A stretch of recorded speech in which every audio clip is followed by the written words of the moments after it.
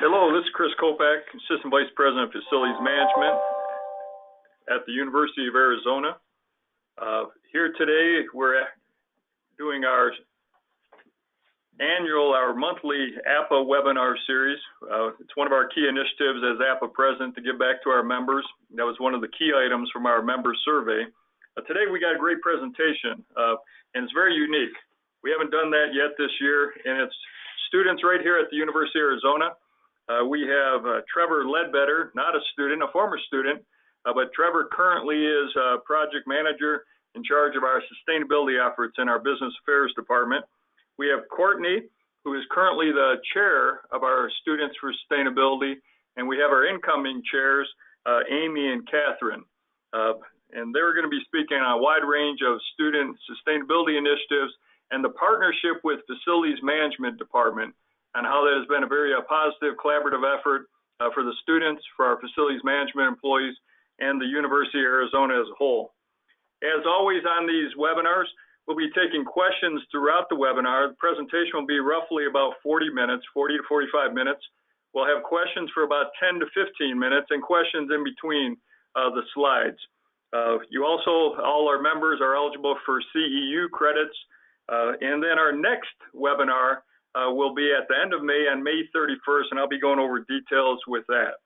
Well, with that said, student partnerships and sustainability, how the partnership between U of A's Students for Sustainability and the U of A Facilities Management has advanced campus sustainability efforts.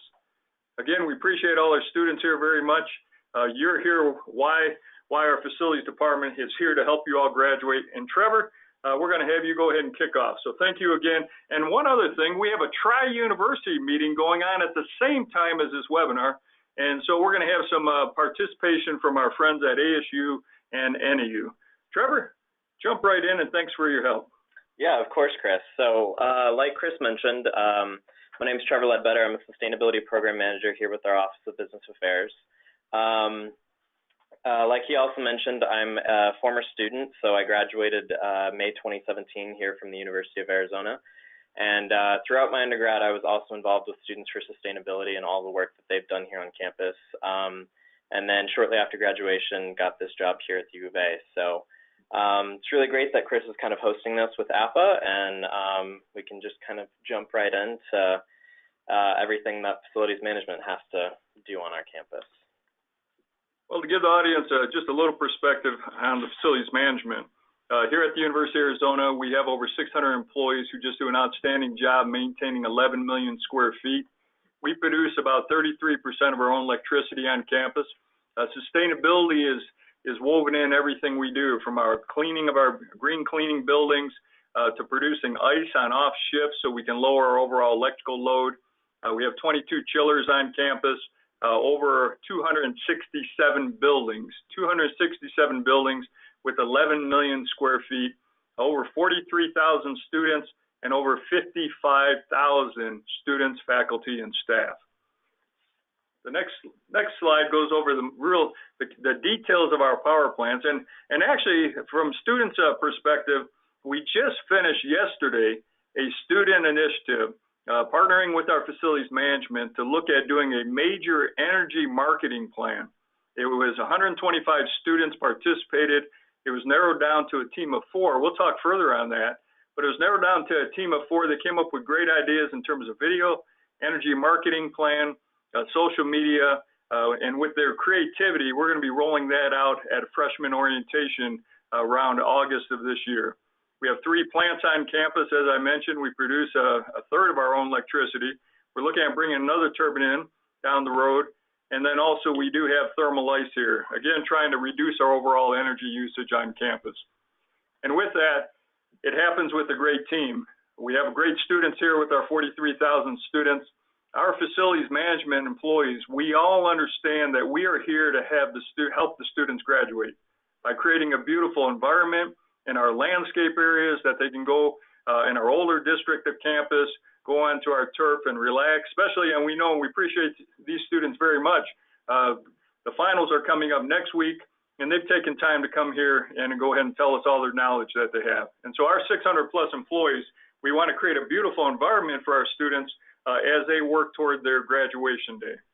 And with that, FM is heavily involved in sustainability, from our rooftop solar projects. We're going to talk further about another initiative, student initiative, on another solar project that we'll be doing on our ENRB building, ENRB2 building.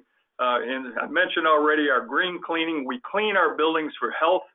We look at our products. We try to reduce on a routine basis. Our waste from our landfill is over 40% diversion. And with our green cleaning and our football stadiums in terms of reducing our overall waste, and our McHale basketball arena and our football, our students have just played a key role in that, and we appreciate that very much. Energy efficiency is critical. As we go to the next slide, and bear with us here as we just work through a couple issues here. At the next slide, we're going to be talking about our student initiatives. Are we all good? Okay. And so with that, Trevor, take it away.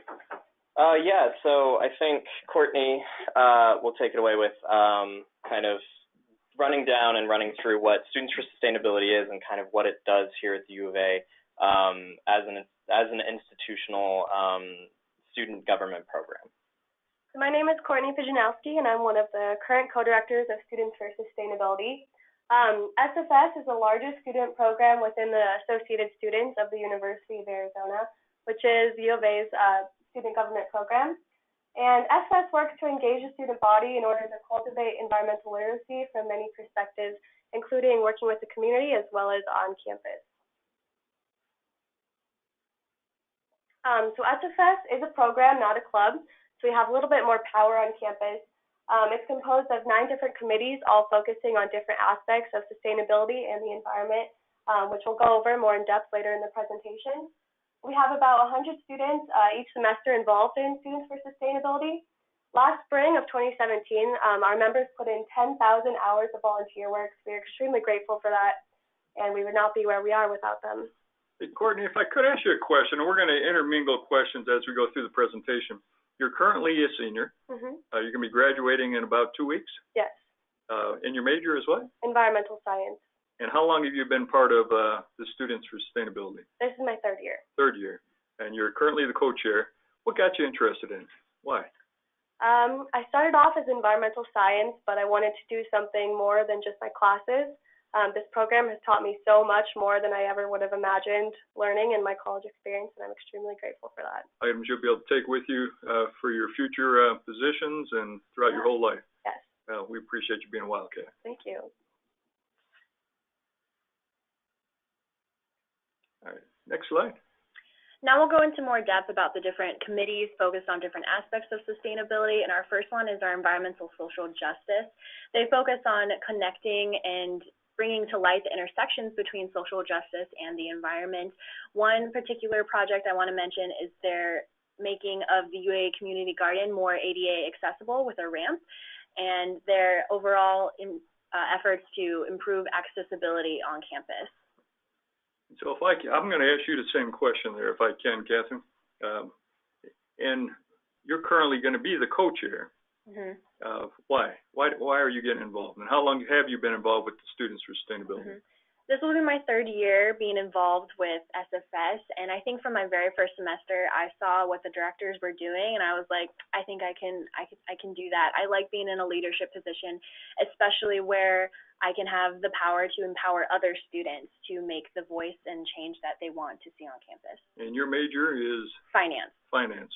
And so from a leadership role, you're gaining real-life perspective that you'll be able to take with you. Absolutely. The management and leadership skills are invaluable from this program. You know, on that slide here, you talk about social justice and ADA, and that's near and dear to everybody's heart, especially our facilities management. Absolutely. As we work with our folks at our disability resources and the great projects that you're all coming up with, we're looking at the campus as a whole to make it as user-friendly as possible for all. Absolutely. So we appreciate everything you're doing there.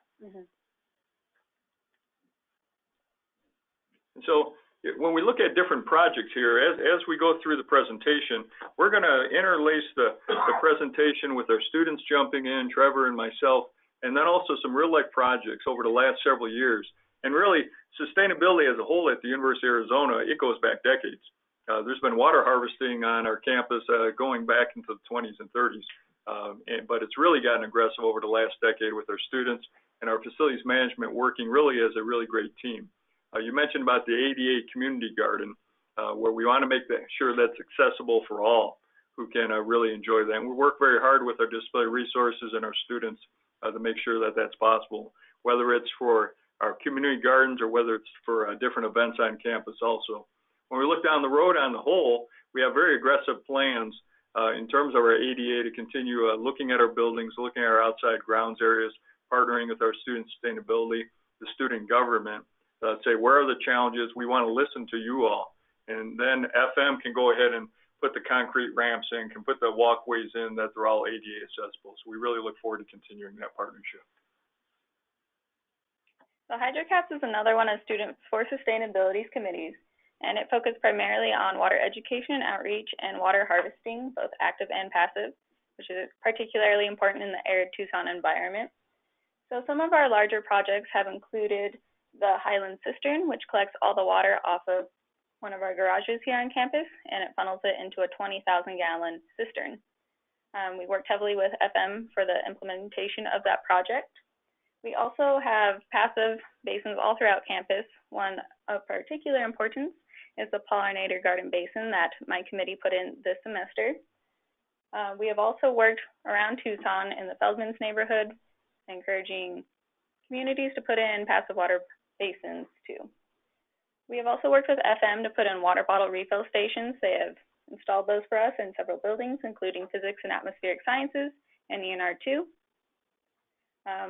Alongside this, we have also partnered with Project WET, which encourages water education with elementary school children. We have worked with the Water Resources and Research Center to do water audits around the Student Rec Center. And we have also partnered with the Watershed Management Group, which is here in Tucson.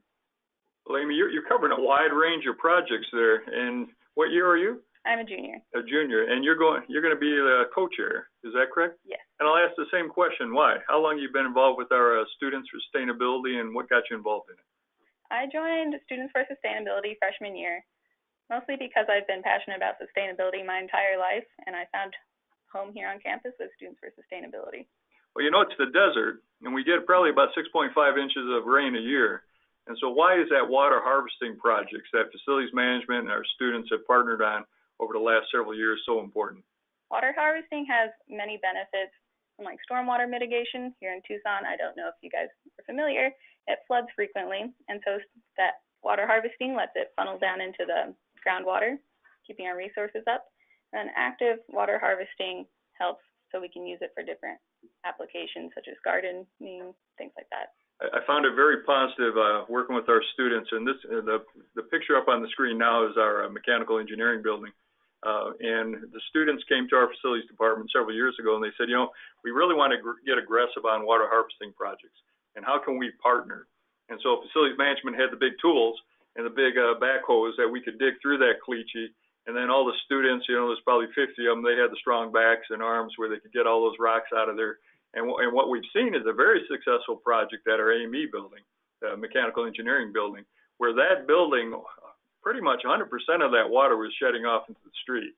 And when we had one of our heavy monsoon rains, and I know we have folks online throughout the entire country in Mexico and Canada, well, out here at 6.5 inches of rain, we usually get a half inch of rain in about a half hour, if not sooner.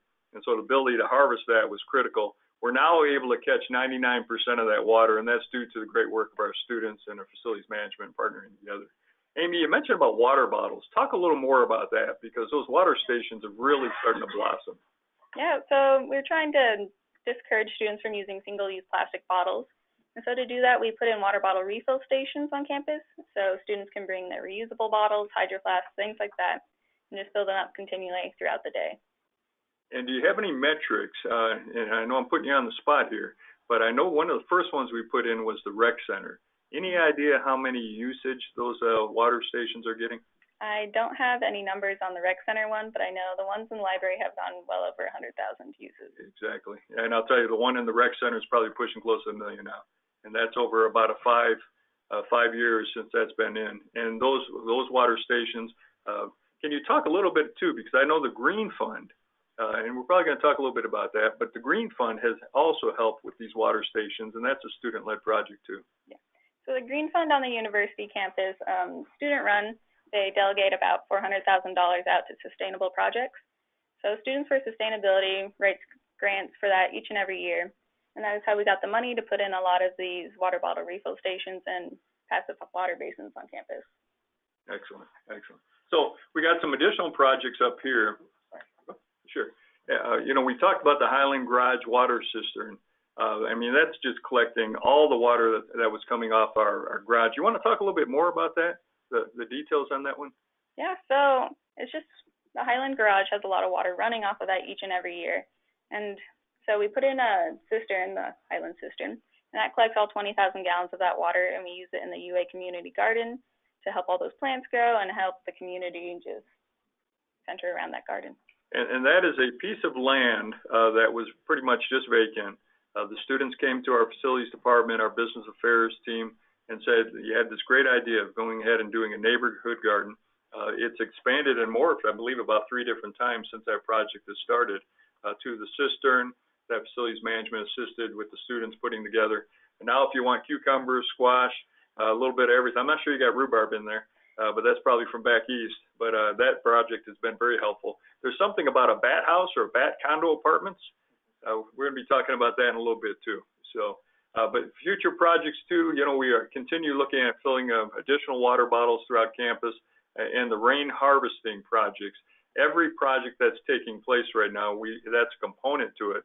And matter of fact, over on the north side of campus, there's some relocation of properties, and part of those relocations is rain harvesting around the entire buildings.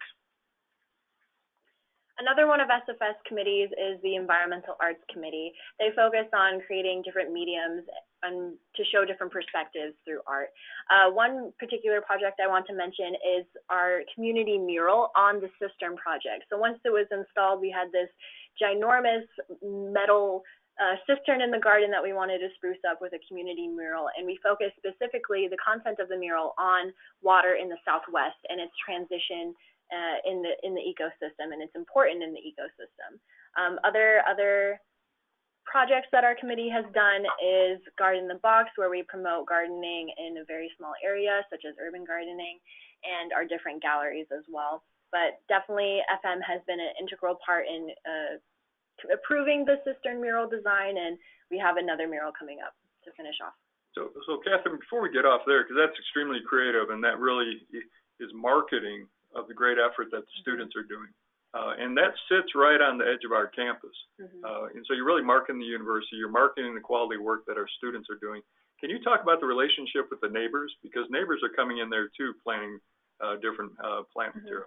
Absolutely. From coming down the block, you can see that mural coming in and inviting you into that community garden. Right at the top, you may see it in the picture on the slide there, we have at the top U of A Community Garden. So I think that mural really draws people in to ask about what this garden does. And anytime I'm in the garden, and when we were prepping the second mural on the other side of the cistern, we had people walk by and be like, oh, what are you doing? What's up? And it's really an inviting place to be. And I think the mural helped describe that community. I love the word inviting. When we look at universities and neighbors and students, we want to make sure that there's a connection. And a lot of times with our universities throughout the country and beyond, we're a major focal point within our communities. And so inviting is spot on, inviting with our students. Can you talk a little bit further about the art bike? Yes, so we did a art tour bike ride with one of our faculty fellows at the university, and we partnered with a local artist who contributed to a lot of the different art in the neighborhood. So we went around the Dunbar Springs neighborhood, which is west of the university, to look at some of the installations that they were a part of. It definitely focused on different community efforts. So in the Dunbar Spring neighborhood, there's a community history there that the artist wanted to touch on. So we did a bike ride tour of that, and it was really lovely and beautiful. Excellent, excellent. As we're talking our gardens, we're talking water harvesting. We have one of our members, APA members, Andrew. He's talked about the blowdown from the cooling towers. And so as our new students coming in, we'll want to look and say, is there possibilities to harvest that? because that's millions of gallons of water. And we'd like to say, can we harvest that and do it in a really effective and efficient way? And so as there's a lot of different future projects that we're talking about and will continue, that's when we could say, is there a feasibility in capturing that water? And then where would we channel that? Maybe the Highland Bowl that they also call, I think, a beach. If we put some water in there, who knows? But we'll talk further on that one. So another one of our committees is environmental health, which focuses on the intersections between the environment and human health. They've done several different projects, including an environmental health panel that brought in faculty and community members. They've had a UA Bike to Work Week, which encouraged students, faculty, staff, all of the above to bike to work. They've also had yoga in the garden in our very own community garden. CPR in the garden, they partnered with SHAC, which is another student program on campus. And then also a mental health awareness week, which was, again, partnered with SHAC. And so maybe before we get off this, Amy, you talked bike to work. In the student sustainability efforts and facilities management and others, when we look at our greenhouse gas reductions, and when we're looking at a 2025 plan or a 2030 plan and reducing our emissions ultimately to zero, biking to work, as we're looking at vehicles coming into campus, plays into that greenhouse gas. Talk a little bit more about that bike to work and how was that received? So the bike to work was mostly just education and outreach. They had stickers, flyers, things like that, and they also made students and staff more aware of the different biking resources, such as the bike valet on campus and the bike resources, so that people who can fix your bike if anything happens on campus. I'll tell you what, I gotta throw this in, this question here, and it just came from Esther. But the fact is, they're saying, how in the world do you find such dedicated students? Students for sustainability. What's the process? And maybe it'd be kind of cool is talk a little bit about the history of the student sustainability, because it's really morphed. And it's gone, I believe, from maybe a smaller number to where it's strong, and you're making a difference. Mm-hmm. So I can speak to that. And so Students for Sustainability started out as this Parasol Club way back in the day.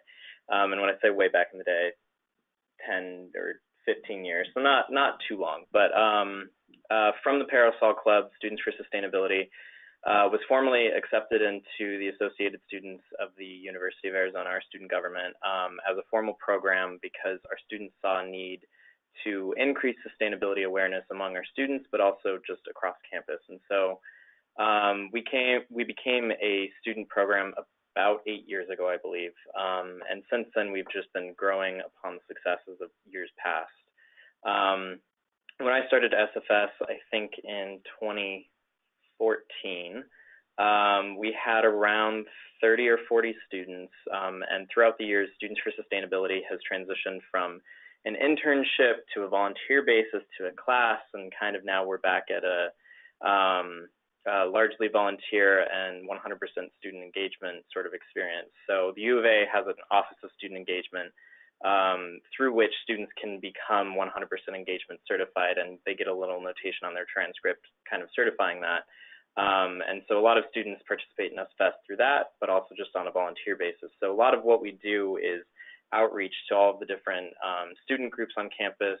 So we have a lot of other environmentally based student clubs, but also a lot of environmental majors and programs on campus that we kind of draw students from and just get them really involved in what SFS does. And what really makes what we do successful is the fact that we can actually work with our facilities teams, work with the other organizations on campus, work with the Tucson community to kind of actually put these things into real action. So a lot of the things that we do have a lot of really strong experiential learning aspects where students are actually getting out into a community garden, doing work and growing food, or helping to put in a 20,000-gallon water harvesting cistern, things like that, that really kind of help students to see what they can do on their campus and kind of leave their mark and leave their legacy and get themselves involved, and kind of also at the same time improve their resume, improve their CV, so that way when they do graduate from the University of Arizona, they can go to a potential employer and say, I've done these things, I know how to do these things, so you don't have to train me, and this is why you should hire me. And so how many students now are currently in? There's about 100 students currently involved. 100. And initially we had how many? We started out with a group when the Parasol Club was a thing. It was around 5 to 8, I think is where they started. So. And that's just a credit for everybody in this room. And there's more than you, I know, the rest of the 100 plus. Talk a little bit further. You said a key word too, the partnership with the city of Tucson. And so each university has a sustainability, or if they don't, I would recommend, and I know all the students would say you should have one. But what about that partnership with the city? So we do a lot of outreach to different organizations throughout the city of Tucson.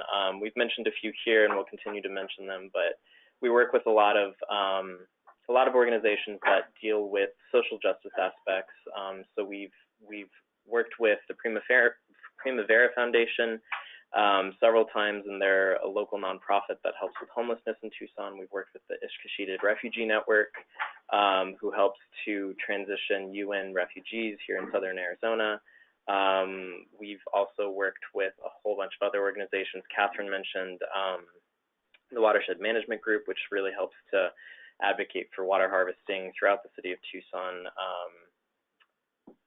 We'll get to it a little bit later, but the Dust Music Festival is a large music festival here in the city of Tucson that we help to now make zero waste. We could go on and on about the number of organizations over the last 5 to 10 years that we've worked with. So it's a really integral part of what SFS does, both on campus but also off of campus. So. Excellent. And with the students, all the different projects, I mean, we have it in the PowerPoint, and just a reminder too for the audience online, we will have this PowerPoint, we'll load it onto our APA webpage. The audio will be on there along with the PDF of the PowerPoint. And so if you want to reflect back, you can see a lot of the great projects students are doing. But you have a database of all the different projects you're doing? Unfortunately, we do not. The Green Fund, which is, as I think Courtney mentioned earlier, or Catherine may have, the Green Fund is where we get a lot of the funding for a lot of the different things that we do. We do have our own budget, or Students for Sustainability, I should say, does have its own budget. But a lot of the funding for a lot of the larger things, so like the community garden cistern, things like that, a lot of the money comes from our on-campus Green Fund. And they do have a database of everything that's been funded, everything that hasn't been funded. Unfortunately, Students for Sustainability has not gotten to that point, but I think it's definitely something that could be very valuable moving forward. And the reason I asked, not to put you on the spot, because actually I think you probably do have a lot of this catalog just in your PowerPoint presentation, and as you said too, Trevor, with the Green Fund. And the reason I asked that, when our audience here, which is several hundred people on the line now, they're asking what are those projects that the students are coming up with, and that if other students, they want to steer them toward you, I know they could go through the current directors or the co-directors and just call you up. And so at the end, we'll have your student sustainability email address that they can go ahead and contact you directly and put them in touch. All right. Well, I'll tell you what, we keep getting questions here, but I'll hold up on a couple questions here from BJ and Esther. Esther, great questions. Keep them coming in. And Andreas now has another one, but let's go ahead and go to the next slide. Energy and climate. Yes, this is one of our popular committees that focus on how we can improve our climate in Tucson and mitigate climate change. So they've worked with the Arizona Corporate Commission, which regulates those types of decisions. They've also worked heavily with FM to do energy audits of our different buildings on campus. And they are also in progress of putting solar panels on one of our most green buildings, ENR2. That banner in the bottom picture is actually a banner that was sent off to the Paris Climate Accords, which turned into the Paris Climate Agreement, to show that our U of A supports climate action, and that's another large theme of this committee. You know, Catherine, talk a little further about the rooftop solar project. That's a new one that's coming in. It's a partnership, again, with a lot of groups from business affairs, but students are leading the charge on that. Yes, absolutely. So our students first submitted a Green Fund grant, and since then has noticed that the potential for the project can go much more than what the Green Fund can offer. So we partnered with the Business Affairs Department and now FM to make sure that we have the capacity to fulfill this project to its potential. So we will be putting about, it's still in progress for plans about how much solar panel will be put on top of the buildings, but it is a great project so far, headed by one of our amazing committee chairs, Stanley, who's a freshman, doing this all by him and his committee. And Stanley's a freshman. I Yes. thought he was a senior or graduate. He is a freshman. Well, I'll tell you what, I've worked with Stanley. I'm glad he's going to be here for another 3 years and beyond. That project really gives the students opportunity of the whole gamut, leadership roles, and maybe you can comment on that. What are you learning from that project? Absolutely. So as Stanley could be here and tell you, he has experienced a lot of leadership in spearheading this challenge and this project. So he is the one who thought of the idea and now has brought it to the attention of the FM and everybody. It's really great that FM and Business Affairs has been responsive to the project and allowing Stanley to be in the meetings and at the table with his voice about how this project can go. And I think that speaks to how these partnerships have improved student experiences, allowing them to feel like they have a voice and an impact into the large decisions like putting solar panels on a building and other challenges that the U of A faces, and having that student impact as well. That's outstanding. I think there's also opportunities to learn some of your major project management, financing. Absolutely. You want to discuss that a little bit? Yeah. So with the large amount of funds needed to put on a solar panel or put solar panels on a building, that requires a structured action plan and a budget to maintain the capacity and the potential for longevity of those solar panels and actually making an impact on the energy savings that it could bring to the ENR2 building and the U of A. So as a freshman, Stanley will have an extraordinary experience working and making sure that that project management is seen to its promise. You know, we have our mechanical engineer students. It's a great opportunity to work with our mechanical engineers also at the university. So overall, it's just well-rounded project. We have something called the Building EQ. The University of Arizona, APA, as APA president, we have reached out with a great partnership with the ASHRAE Association, a large association, international association, which is looking at building efficiencies in the building. And I know Stanley is involved in this and other students saying, how can we have our buildings be more energy efficient? So we look at continuing to do that. We have Mike Hoffman with our facilities management as a pilot project. One of only a few throughout the United States. Our greenhouse gas reporting. Trevor, you want to comment anything on that, or?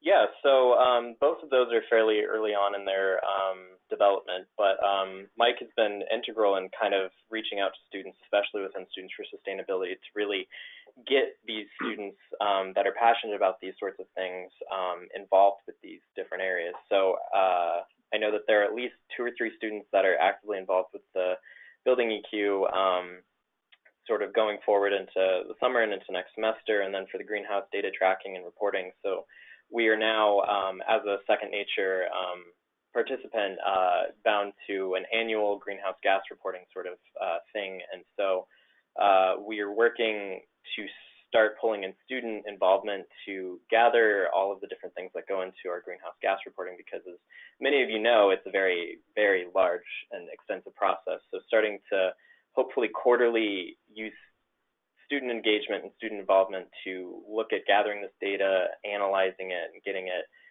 pulled together. So that way when we get to that, the end of our fiscal year, we can just quickly kind of throw out our next greenhouse gas report, and students get a lot of real-world experience in what it looks like and how the university is operating and really what impact it does have. Thank you, Trevor. And add just a little bit further, and this is really for our audience here. We all know with our greenhouse gas report, a good 80% of that is facilities related. A large portion of that is energy related, whether it's electricity, whether it's our water usage. We look at the trash diversion. We look at travel as a whole. You all mentioned that bike project and the marketing of that. And that is so important also. And so I know if Stanley was here, he would just talk our ear off about the great opportunities he's had. So we look forward to continuing partnering with students on the ASHRAE BEQ, greenhouse gas reporting, the solar project. I know a meeting's coming up in the very near future on that. So we get to kick that off because we'd like to see even more solar on campus. Foodfall is our committee that focuses on food insecurity and getting rid of food deserts in the local Tucson area. So by far their most popular project is their partnership with Market on the Move. Market on the Move is a Southern Arizona organization that rescues food from the Nogales food fort. So food is still usable, but usually gets trashed into the landfill. But Market on the Move brings it up to Tucson and sells it at very cheap prices to people so they can have fresh fruits and vegetables. So they've been doing that bi-weekly at the farmers markets here on campus. Food for All has also had food days where they have interactive games to teach people. And they've also had food security data just to spread the word about these issues. They've also partnered with Cooking on Campus to have cooking demonstrations to teach students how to cook healthy and sustainable meals. And then they also have partnered with Campus Pantry, which provides food to food insecure staff, faculty, and students on campus. Thank you, Amy. Well, I'll tell you, this must be a topic that is everybody has an interest. And it's just like the student group that expanded from 9 to 10, that's over 120 plus strong. And so one of the questions that has come in from our members here is, with so many different Green Fund projects, how do you prioritize those? What is the student involvement in really selecting the best of the best? And they're all good, but you can only take so many. So the Green Fund is a separate independent board of students that allocates funds to not just Students for Sustainability, but to anyone associated with the university that submits a grant. And so they have a mini grant process and an annual grant process.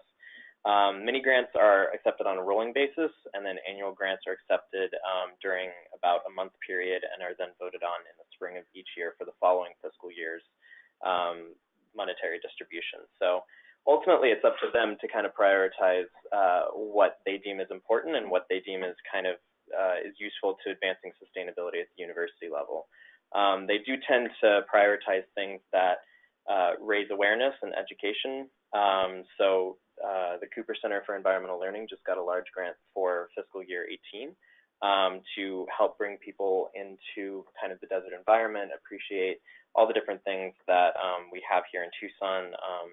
Again, kind of advocating for green infrastructure on campus. So they were very interested in the ENR2 solar project. They funded the entirety of the Highland Cistern project. So things that kind of have a real impact on how energy and other utilities are used on campus, or things that they deem as important. And what was the budget on an annual basis to allocate out? So they allocate a total of about $400,000.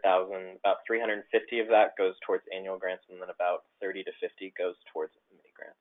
And so not only do you have the Green Fund budget that the students can partner with, and maybe the three ladies here, what has been your experience with that involvement? I mean, there's so many different sustainable projects.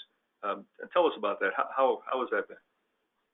The grant writing process is definitely a unique opportunity for our students. It's a real world skill that they can take with them to any future jobs.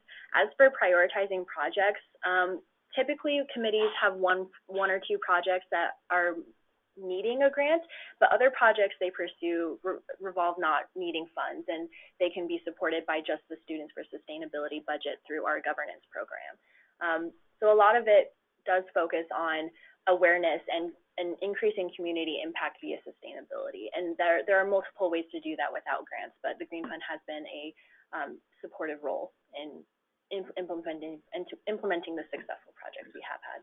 Courtney, you want to add anything regarding the Green Fund? Yeah, I think writing grants has been a crucial part of my experience in Students for Sustainability. I've learned a lot that I definitely think is applicable to what I want to do after college. Yeah. We always need grants written well so we can get additional funds. So maybe we'll have to talk offline. Amy, any other comments on the Green Fund? I just think the Green Fund really empowers students to make projects that otherwise would have been unattainable become real. And so they can get the funds and make these things actually happen. You know, as a dad of two students here, that word empower, I think it's a perfect word, because as we see our students moving forward and gaining more knowledge, that's really what we want to see happen. When you get ready to graduate, you're empowered to get out there and just do a quality job. You know, funding is always an issue. And so, Catherine, you're a finance major. And not only do we have the Green Fund, we have another question that's come in from BJ about, how about FM's involvement? FM is allocating funds. Where are they coming up with the money? And what we have felt all along is that we have a budget, but we want to partner. We're here to partner with our students to create that environment. We have to maintain our campus grounds when we're talking water harvesting. And in the end, we spend a little money, but on the back end, we're saving it. And so maybe we don't have to irrigate those trees so much because now we've harnessed all that water that would go off in the street. That's just one project. So excellent job. Next slide. Yeah, so as mentioned earlier, our UA community garden is a wonderful place because it makes connections between U of A students, but as well as connections between the larger Tucson community. So our community garden members, they work with Iskashita Refugee Network to pick all of the edible fruit on campus, as well as Crimesgiving.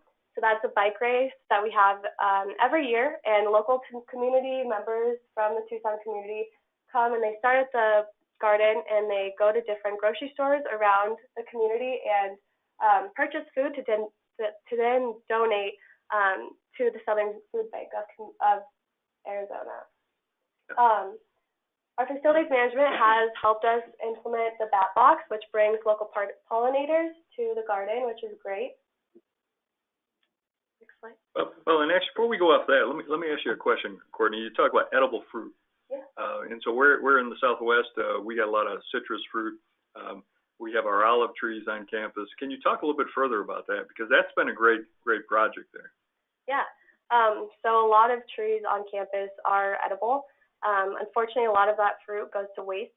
So what Iskashita does, as well as members of our garden, hope to do is to pick that fruit and actually utilize it so people can eat it and get nutrition from it. And then the bat box.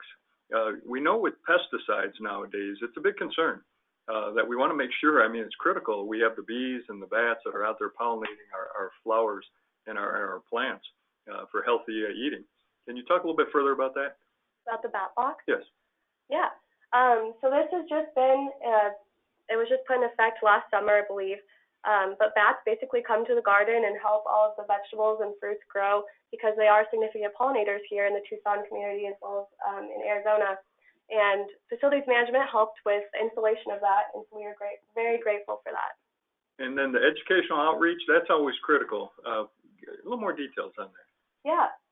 So our Tucson, our community garden members, they interact with the Tucson community through all of the events that they do. And people within the Tucson community can come to the community garden and rent a plot, and they can learn how to grow their own fruit and vegetables, as well as learn what native vegetables are here in Tucson. And so people within the Tucson community can really learn about the garden. Excellent. You know, we're going to go to the next slide, but so I don't catch them off guard, we do have our friends here from NAU, Northern Arizona University, Arizona State University up in Tempe. We're going to be having them jump in pretty soon here and ask a couple questions of our students. So the next slide. So our Stories in the Garden. Our garden has several events each year where they host Stories in the Garden and to bring people within the Tucson community as well as students to share personal experiences in the garden and develop connections. And then as well, Catherine already talked about our cistern, which has been very beneficial to the garden. And then just this semester, the garden released a seed bank in one of our libraries where students can actually go to the library and rent seeds and learn how to plant them and grow them. And then once they've harvested their fruit or vegetable, they can return the seed back to the library so somebody else can use it. And I was going to ask you, how do you rent a seed? But yeah, you end up giving it back. So yeah. Excellent. One of the questions has come about outreach to the K through 12 school. Are students doing anything with that group? So that was something that we definitely did last year and the year before. Not sure if it happened this year. So it's something that water or Hydrotest has done as well in the past.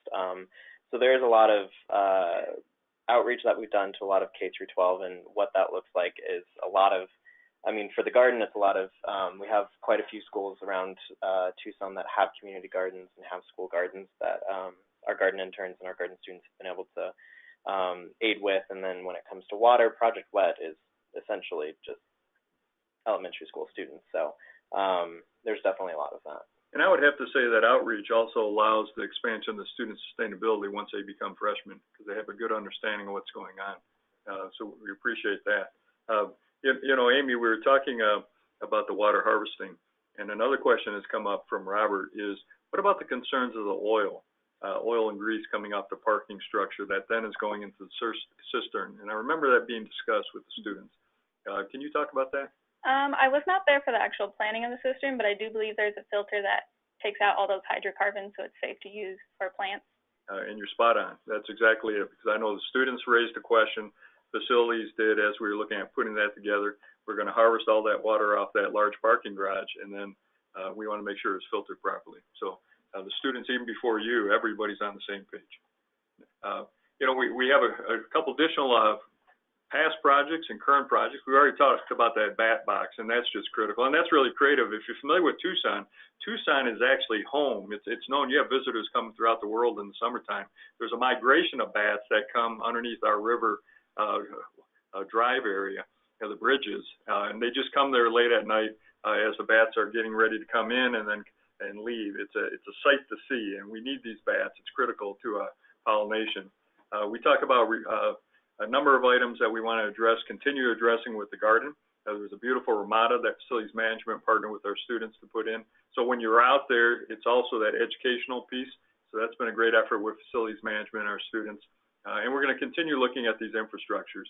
I believe right now we have either 2 or 3 gardens on campus, and they keep on expanding. So that's been a positive story.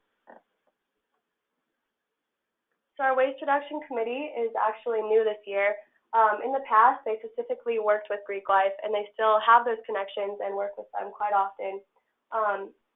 So what they do is they compost and recycle at all of the philanthropy events that Greek Life hosts, as well as hopefully implement composting and recycling in all of the fraternities and sororities on campus, which they have done some of those successfully.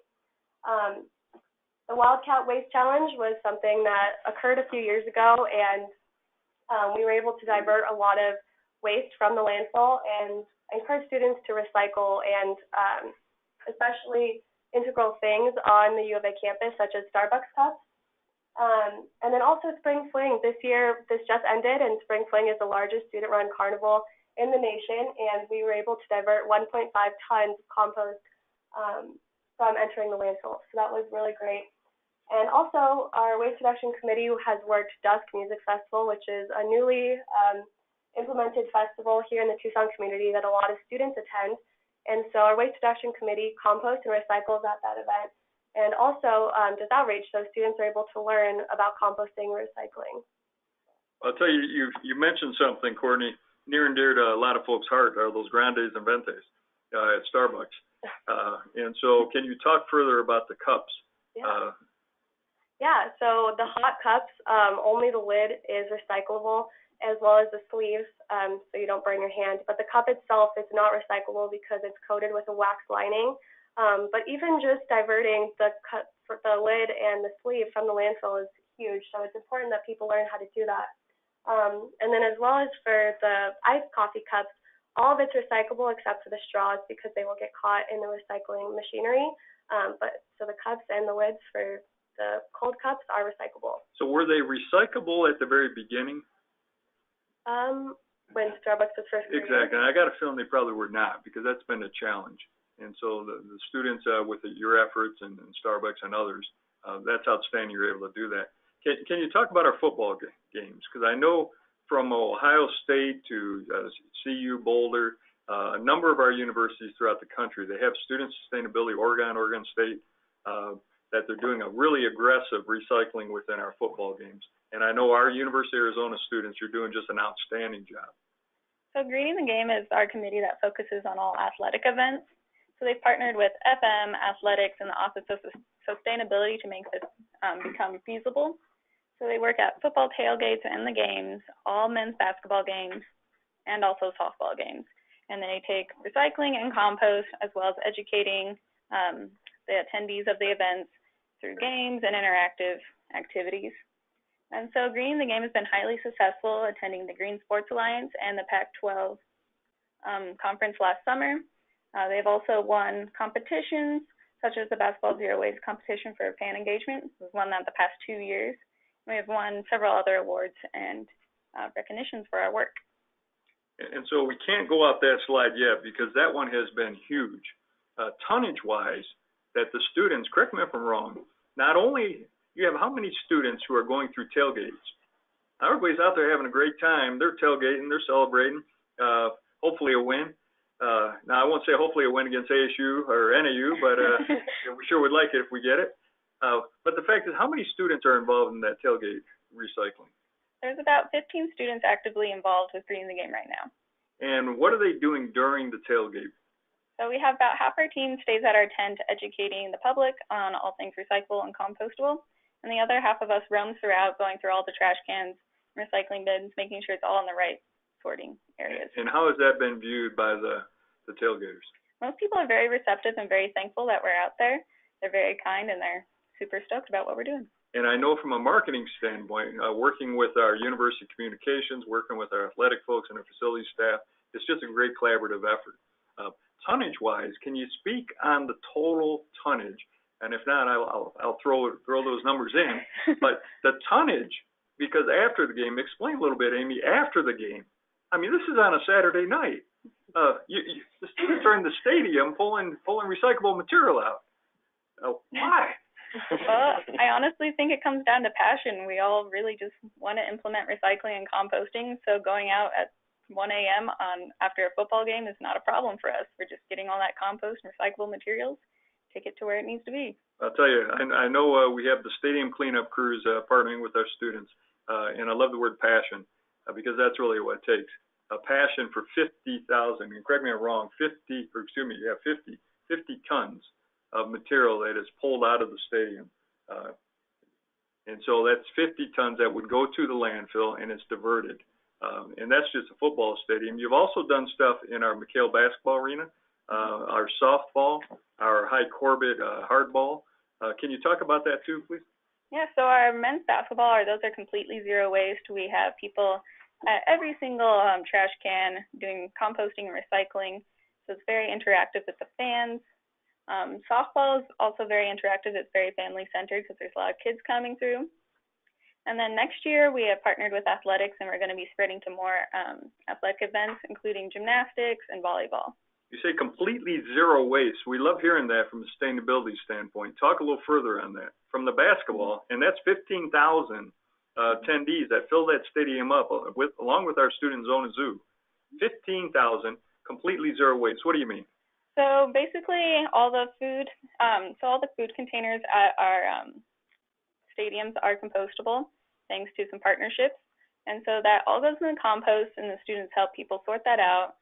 Pretty much everything else that is from the stadium is recyclable, so the only things that are getting trashed are what people are bringing in themselves. Excellent. And you know, you talked about Greek life, and I think of the diverse student population.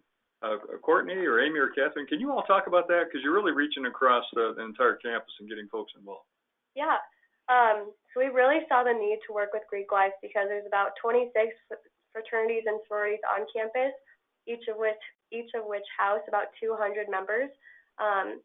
And it's difficult for them to have recycling and composting because there's so many members in each house, and so it's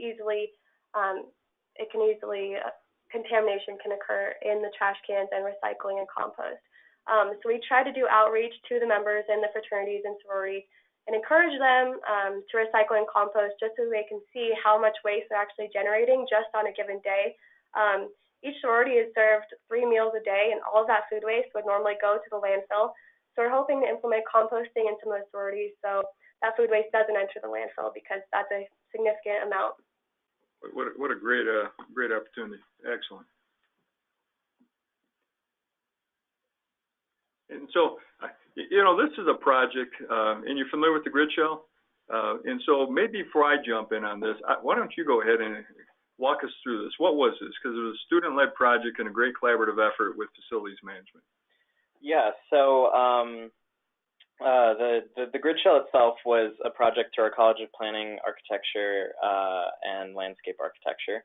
And it was a senior capstone project, I believe. Yep. And so essentially, there was a large amount of unused space outside of our CAPLA building that these students wanted to kind of make a more usable space. It gets up to 115 degrees here in the middle of June. So there wasn't a whole lot of shading structures around this area, and it's right next to a bike path. It's a very kind of central location for coming onto campus. And so these students wanted to do something for their capstone that actually made a physical change on campus. And so They brought this project to facilities management. Facilities management trained, I think, around 8 students to become certified welders, and they put together this really magnificent and really beautiful shade structure right next to one of our buildings. So. And you ladies want to add anything on this one, or? I walk by it daily and I see its use is incredible, and I love the features that they use, including compact dirt paths rather than concrete, and other sustainable measures that they implemented. It's a really beautiful structure. You know, we were able to take our welder, for example. We've been here for a number of years, and he was a master welder, 14 different certifications, and he was able to go ahead and train 6 students on their welding certification. Multiple shops were heavily involved with this. The students, what a great partnership. It stretched out over a couple classes, and you're absolutely right, Catherine. It's just a beautiful project that everybody's extremely proud of. And when we talk legacy, that's a legacy that students have left. And it's a legacy also of partnership collaboration between FM. I want to get to our friends here at NAU. Scott, we're getting close to wrapping this up, but do you have any questions for our students? Sure. So NAU, we have a lot of student-led projects as well, and the Office of Sustainability is integrally related to facility services. We love the passion and enthusiasm that students bring up, but we can't always support every program indefinitely. And so oftentimes there is one particular student or a small group of students that has a passionate for a particular plan. It rolls out in the duration that they're on campus, and then they graduate and leave, and we all watch it sort of tumble down. Can you think of an example of a time when you were successful at implementing something as a long-term program, sort of making it part of the regular process? And if so, any suggestions you can have for, you know, what it is that facilities can do to support making one person's passion, excuse me, become a university normal? I think the best example of a continuing, long-lasting project would be Greening the Game. It's been going on for about 5 years now. And so just having consistent transitions between student lead to student lead has really helped with that. And so it doesn't falter when people inevitably graduate. Mm-hmm. And anything in particular you've done to get the support of either facilities management or athletics to make sure that that continues from year to year? I just think communication between all the parties is key for making sure these things don't fall through. I think one of the critical parts, too, we've talked with our students from a facilities management where you have employees who are there for a period of time, is you have a nice, clean baton pass. And so just like what you're doing now, the students here with the chair, currently the chair of sustainability, now the future co-chairs, it's just a nice collaborative effort. Let me get a question. Alex, you got any questions for our students? Yeah, the only question I have for you guys is, it sounds like you've got a lot of great things going on here at U of A. Have you reached out to other universities to kind of share those ideas and get some of those ideas moving forward? And if so, how did you do that? And how can we encourage more of that from our own student bodies? So last month, actually, the U of A, NAU, and ASU had a Tri-University Student Sustainability Summit here in Tucson. And that was organized by the 3 sustainability offices for those institutions. So we brought together, I think it was around 30 students from the U of A, around 30 from ASU, and then I think around 15 or 20 from NAU. And that provided something really similar to this, where all of the student sustainability organizations across all 3 campuses were able to share what they're doing, some successes, and then they got to break into breakout groups and kind of more closely discuss topics that they were really passionate about. So whether that was water harvesting or climate action planning or kind of bigger picture state sorts of things. And I think, I'm not sure exactly where that went from there, but there was definitely talk to continue those and to create a more open and continuous sort of communication system, whether that was a Facebook group or something else like that. So. Excellent. Well, listen, we're getting close to wrapping up here. We got 1 minute here, but the final question really comes, it talks about buy-in. How in the world did you get facilities community to buy into all this? And I guess I'll have to answer that one.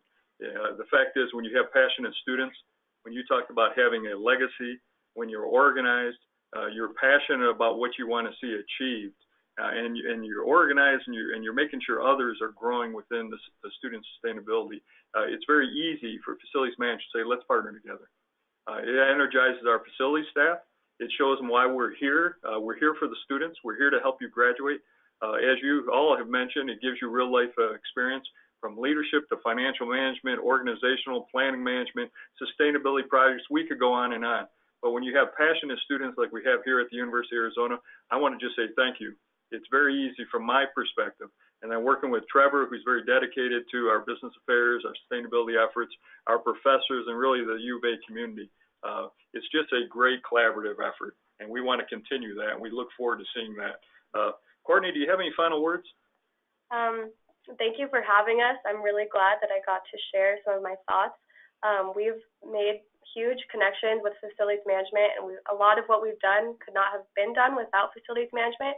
And so I hope that those connections just continue to grow and expand. I'll guarantee it will. So, Amy, how about you? Final words? I'd just like to reiterate what Courtney said for our gratitude with partnering with FM. It's allowed us to grow and get projects done, and hopefully Students for Sustainability will continue to grow in the future. Catherine? I definitely echo all of the previous said, and I want to thank FM in particular for being willing to listen to our students, because we try and be as voiceful as possible, and we were very grateful for being heard and about our concerns that we both share as for facilities management and students. So thank you. Thank you, ladies. Trevor, final word?